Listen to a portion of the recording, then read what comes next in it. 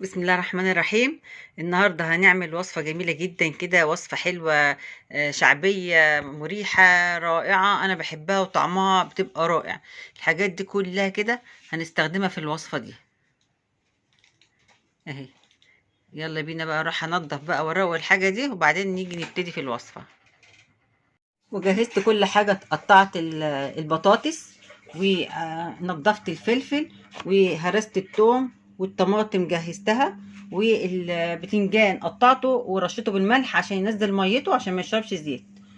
وعلى ما البتنجان يصفي الزيت المية بتاعته، نعمل الصلصة بتاعت الأكلة دي. هحط الثوم بقى كده ياخد تشويحة. حطيت نص الثوم، مش هحط كله، ياخد اللون الحلو بقى كده. ريحة الثوم طالعة جميلة. هياخد بس لون كده، ما ياخدش لون غامق علشان ما يمررش مع الاكل. اهو يا دوبك كده اللون كده. هحط بقى الطماطم واحط معاها معلقه، بس ما تتسبش شويه. احط معاها معلقه بوريه وسكر. شايفين بقى الملح لما بحطه على البتنجان بيصفي ميته ازاي اهو.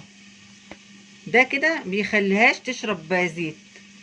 فاللي ما بيعرفش، اللي ما بيعملش الخطوه دي، يا ريت تعملوها علشان توفر الزيت اللي هي هتشربه. احط بقى معلقتين سكر او معلقه كبيره يعني. وهحط صلصه انا عاملاها جاهزه كده اهي، انا عاملاها هحطها معاها.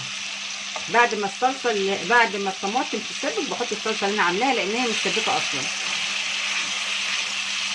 ودلوقتي بقى هروح بقى اغسل البتنجان كويس من الملح، واقعد اقلي بقى الحاجات اللي انا عاملاها دي.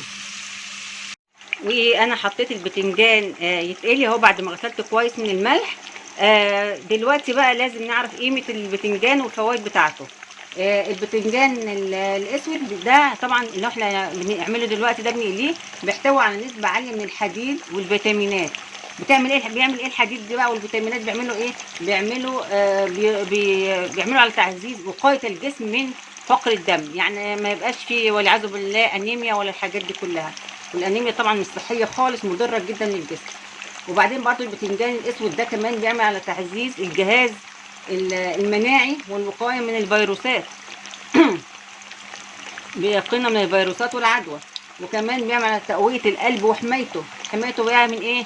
من والعياذ بالله يا رب يكفينا ويكفيكم الشر، من تصلب الشرايين والجلطات والحاجات دي. ليه بيحمينا من التصلب الشرايين والجلطات والعياذ بالله والحاجات دي؟ عشان بيحتوي على نسبة عالية من الفيتامينات.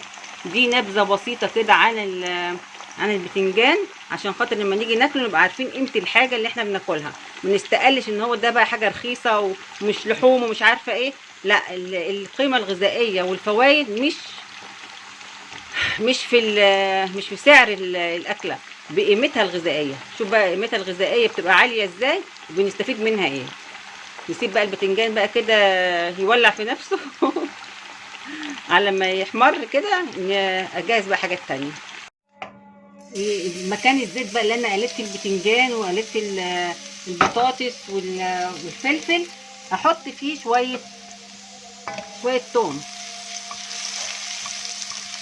ولو كمان في كوسه يا سلام، تبقى كده الاكله جميله قوي. الثوم بيحرق العين. اشوحها كده على خفيف.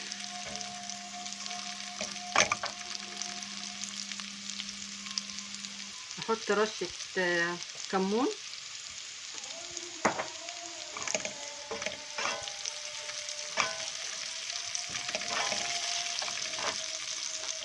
وشويه خل.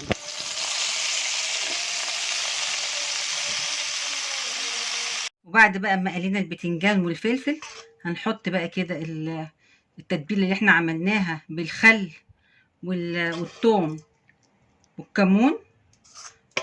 هايله بقى هايله قوي بقى، جميله جدا مع البتنجان كده.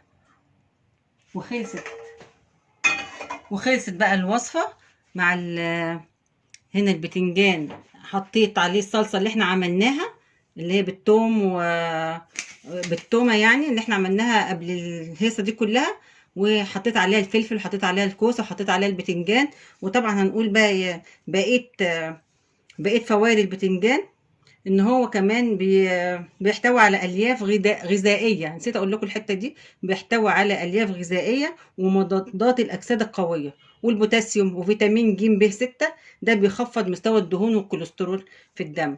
وكمان بقى هنا كمان العيش الطازه السخن والجرجير والمخلل. ايه رايكم بقى في الاكله الجميله دي؟ شايفين اهي،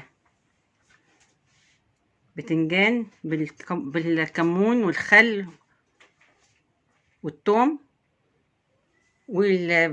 والمخلل والجرجير والبتنجان بالصلصة الحمراء، ومعاها بالثوم برضو والفلفل والعيش السخن الجميل. يلا اعملوا الوصفة دي، جميلة جدا، وعرفنا القيمة الغذائية بتاعتها. ألف هنا وشفا ليكم لما تعملوها. شكرا.